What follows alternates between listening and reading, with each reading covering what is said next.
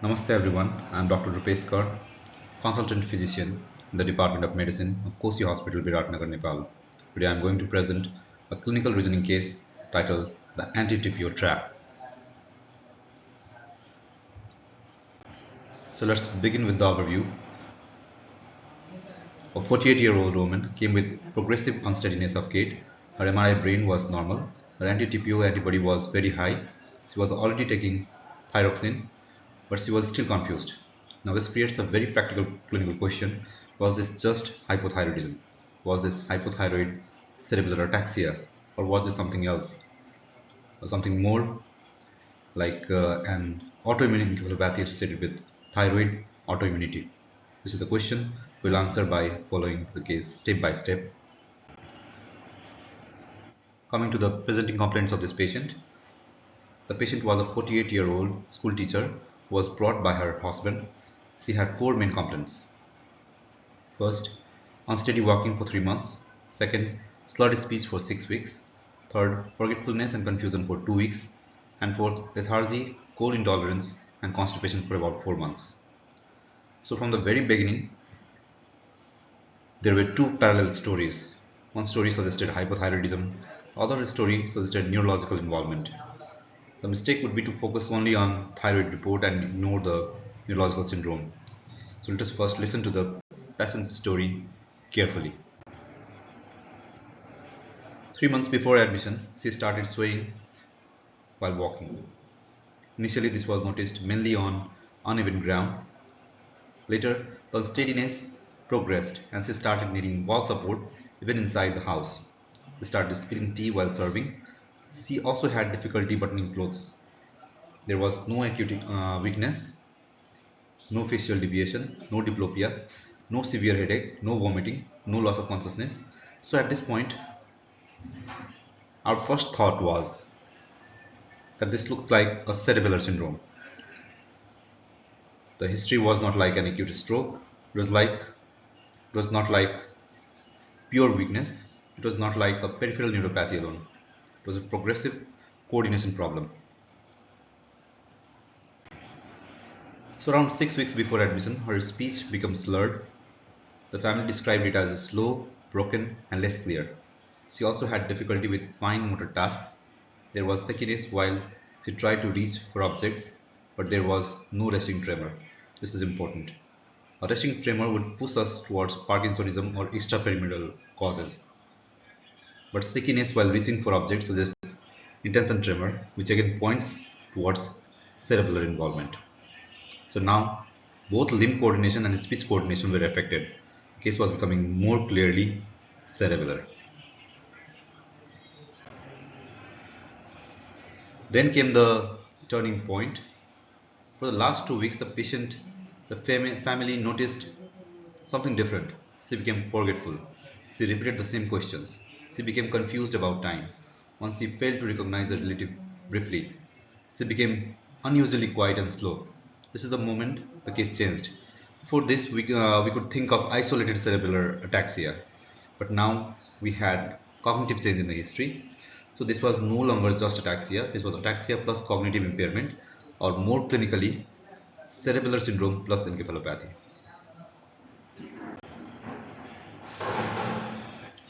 We then looked carefully for clues against common mimics. There was no fever, no seizure, no myoclonus, no neck stiffness, no chronic headache, no alcohol use, no exposure to sedatives, antiepileptics, lithium, metronidazole, or toxins. There was no family history of ataxia, no malignancy symptoms, no rash, joint pain, oral ulcers, or systemic autoimmune symptoms.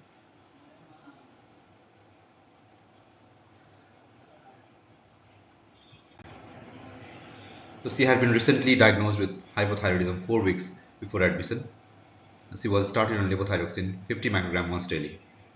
After starting levothyroxine, the family reported slight improvement in her energy, but her gait improved only minimally, and most importantly, her confusion persisted. This became very important later, because if there were only hypothyroid related neurological dysfunction, we would expect gradual improvement with correction of thyroid hormone. But persistent cognitive symptoms, despite partial thyroid correction, Let us consider an additional autoimmune encephalopathic process.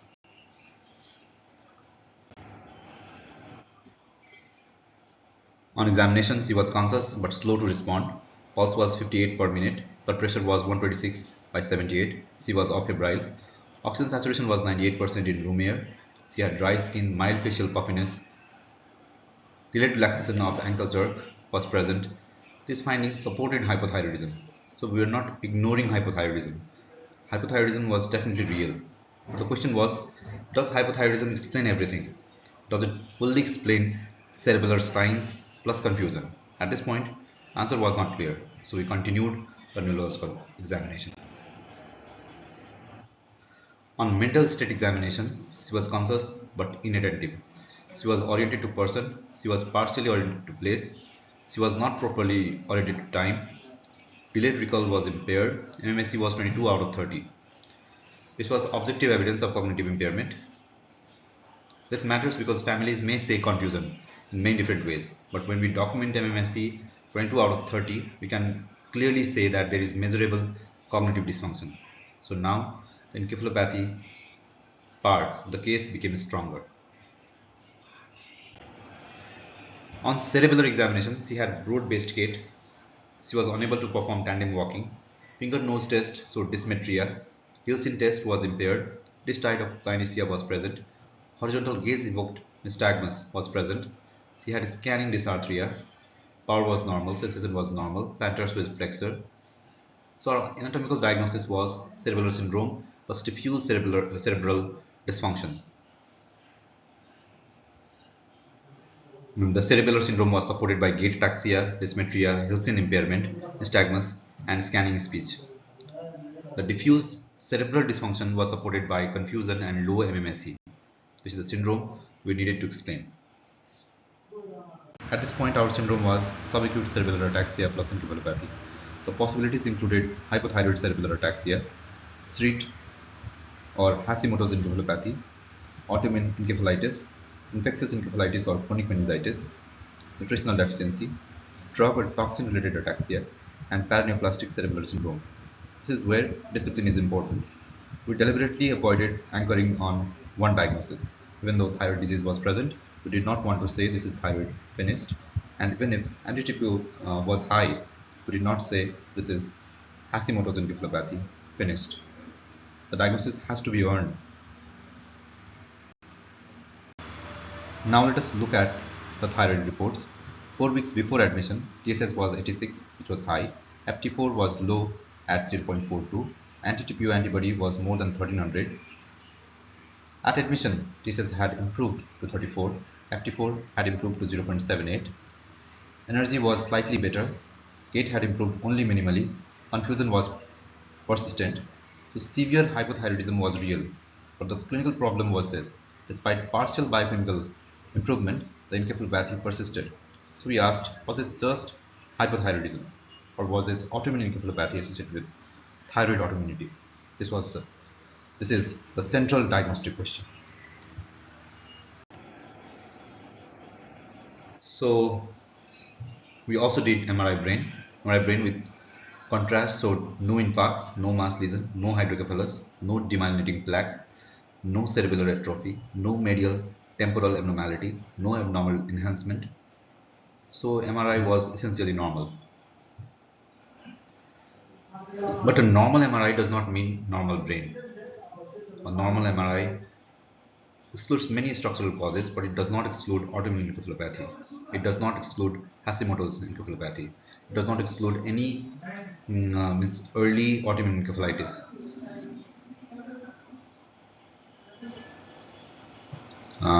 So we should not say that a normal MRI is normal brain. The next investigation we did was EEG, and we also planned lumbar puncture as it was safe and this patient was stable. We said metabolic and infective workup, and we definitely continued levothyroxine. And we decided that steroid would be considered only after reasonable exclusion of infection and other major mimics.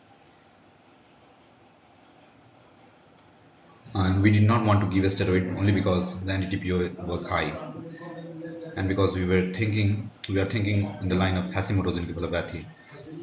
We have to do the relevant investigations to rule out infection first before we give a steroid to a patient.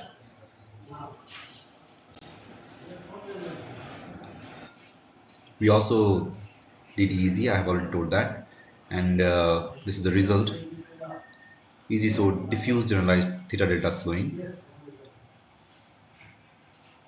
So this supported the presence of encephalopathy. Diffuse slowing means there is global brain dysfunction, not just of one focal area. So easy helped us, saying the patient does not have only gait ataxia, she also has diffuse cerebral dysfunction. So that supported encephalopathy part of our syndrome. But easy remained supportive, not diagnostic till now. It just said that there is encephalopathy. Now I would like to talk about the results of LP. LP was done, and CSF opening pressure was normal, CSF was clear, cells were 2 per microliter, protein was 78, glucose was normal, gram stain, AFP stain, fungal stain was negative, culture showed no growth. So this CSF does not prove autoimmune encephalopathy that we are thinking of in the setting of autoimmune thyroiditis. But this definitely says that there is no infection. So it supports our diagnosis till now, because now we are leaning towards the diagnosis of Hashimoto's encephalopathy, and definitely we have found that there is no infection. So let's talk about other labs which were unremarkable. Most of them were unremarkable. CBC, electrolytes, RFT, LFT, glucose, vitamin B12 were all normal. SIB, RPR, VDRL was negative.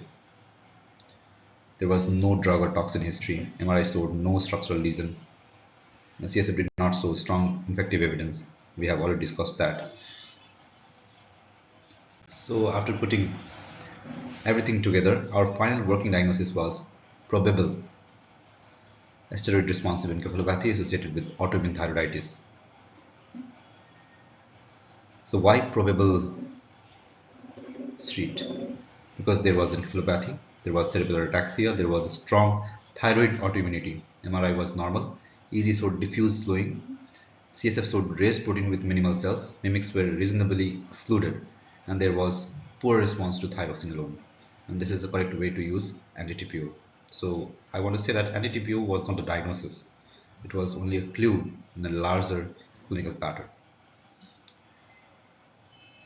A patient with high anti-TPO who has thyroiditis could have a completely different neurological cause of the problem. So just one lab result should not influence our management decision. So as we were thinking of Hashimoto's encephalopathy in this case, we started the patient on IV methylprednisolone 1 gram daily for 5 days. And during treatment, glucose was monitored, blood pressure was monitored, we watched for infection signs, sleep and psychiatric symptoms were monitored, electrolytes were monitored. The patient obviously got levothyroxine. It was continued. So now comes the clinical response. After 5 days of methylprednisolone, there was objective improvement. MSC improved from 22 to 26. Family reported that she was talking more normally. Gait improved from 1% support to minimal support. Speech became clearer. Finger nose dysmetria reduced. This response supported the diagnosis that we made.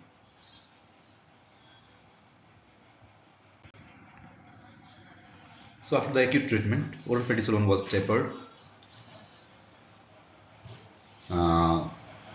and we started prednisolone at 1 mg per kg, and then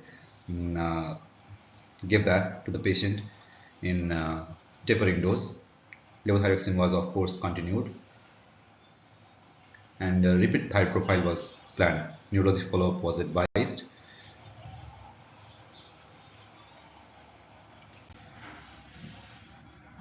So let us now summarize the patient's journey. This was a middle-aged woman with autoimmune hypothyroidism. She presented with subacute cerebellar ataxia and encephalopathy. MRI was normal, easy supported encephalopathy. CSF showed raised protein with minimal cells. Infection, metabolic, structural lesions, probable toxin causes, and nutritional deficiency were not supported. She improved after corticosteroid therapy.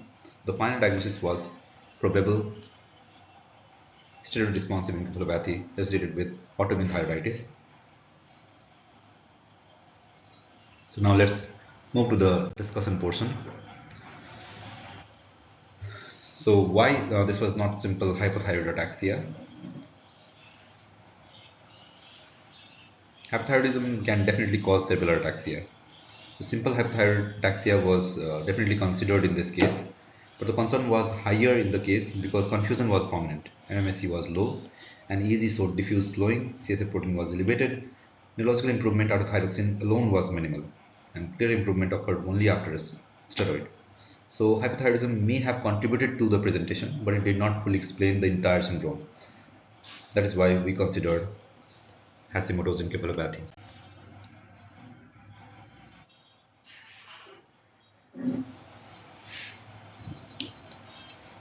So why anti-TPO was not alone in this case? We have discussed about it. Anti-TPO only proves thyroid autoimmunity. It does not prove that the brain syndrome is Hashimoto's encephalopathy. And this is the biggest teaching point. Many patients with autoimmune thyroid disease have positive anti-TPO.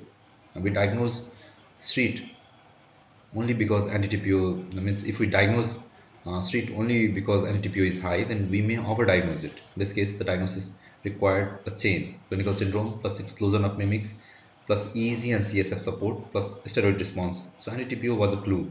It was not the conclusion.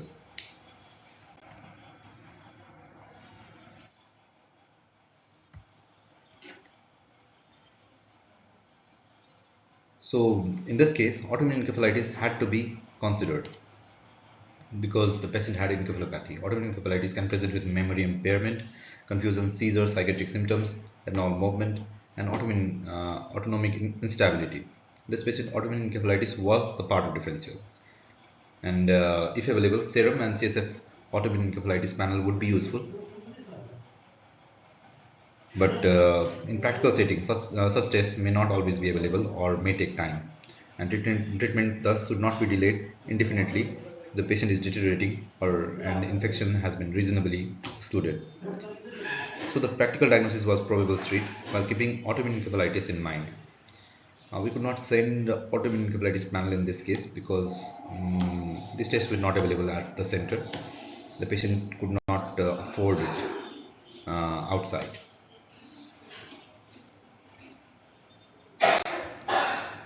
So lessons from this case. There are several lessons from this case. First, ataxia plus confusion is not just ataxia. Second, normal MRI does not exclude autoimmune encephalopathy. Third, anti-TPO is not the diagnosis. Fourth, lumbar puncture before steroid is preferred if the patient is stable. Fifth, objective response should be documented. And sixth, SREAT is a diagnosis of disciplined exclusion. This phrase is worth remembering.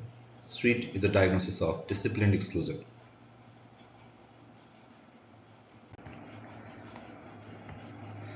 The real danger in this case was not missing anti-TPO. The real danger was believing anti-TPO too early. The diagnosis was not made by one lab value, it was made by following the patient from presentation to examination, investigation, exclusion, treatment and response.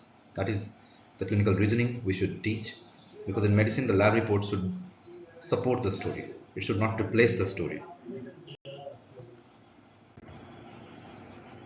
So thank you. I'm Dr. Rupesh Kar, consultant physician in the Department of Medicine of Kosi Hospital. Before ending, I want to ask one question. At which point would you have started thinking of steroid-responsive encephalopathy associated with autoimmune thyroiditis? After anti-TPO or after EEG, after CSF, or only after steroid response? Write your answer in the comments. This kind of case teaches us not only about the SREAT, but also about the clinical reasoning, diagnostic discipline, and avoiding premature closure. Thank you for watching.